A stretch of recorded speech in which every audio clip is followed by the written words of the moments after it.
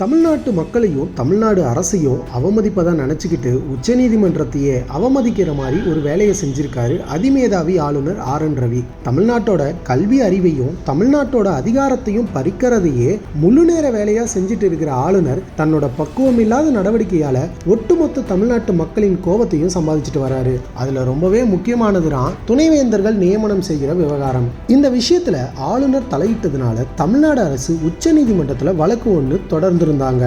அதுல துணைவேந்தர்களை நியமனம் செய்கிற அதிகாரம் தமிழ்நாடு அரசுக்கு, அதாவது மாநில அரசுக்கு தான் இருக்குன்னு ஒரு வரலாற்று சிறப்புமிக்க தீர்ப்பை கொடுத்துச்சு உச்சநீதிமன்றம். அதோட மட்டும் இல்லாம ஆளுநர் இதுவரைக்கும் ஒப்புதல் அளிக்காத 10 சட்ட மசோதாக்களுக்கு உச்சநீதிமன்றம் தனக்குரிய சிறப்பு அதிகாரத்தின் மூலம் ஒப்புதல் கொடுத்தாங்க. இந்த மாதிரி வேறு சில வழக்குகள்லையும் உச்சநீதிமன்றம் ஆளுநர் செய்யும் தவறையும் தமிழ்நாட்டு மக்களுக்கு செய்த துரோகத்தையும் சுட்டிக்காட்டி அவரை மக்கள் முன்னாடி அம்பலப்படுத்தினாங்க.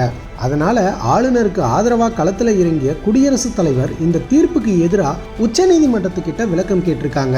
இருந்தாலும் தன்னுடைய தோல்வியை பொறுத்துக்க முடியாத ஆளுநர் ரவிக்கு ஆதரவா வெங்கடாஜலபதி என்பவர் சென்னை உயர்நீதிமன்றத்தில் வழக்கு போடுறாரு. அதுவும் உச்சநீதிமன்ற தீர்ப்பை எதிர்த்து.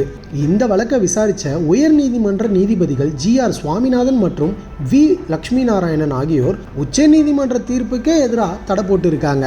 அதாவது துணைவேந்தர்களை மாநில அரசு நியமிக்கிறதுக்கு தடை போட்டு இருக்காங்க.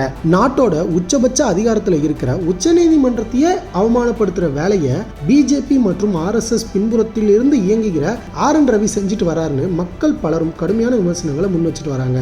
அதே மாதிரி ஏற்கனவே பல வழக்குகளில் தோல்வி அடைஞ்சு விரக்தியில இருக்கிற ஆர்.என். ரவி இந்த வழக்கு மூலமா மறுபடியும் மொத்தமா அம்பலப்பட்டு தான் போவாருன்னு மக்கள் தெரிவிக்கிறாங்க.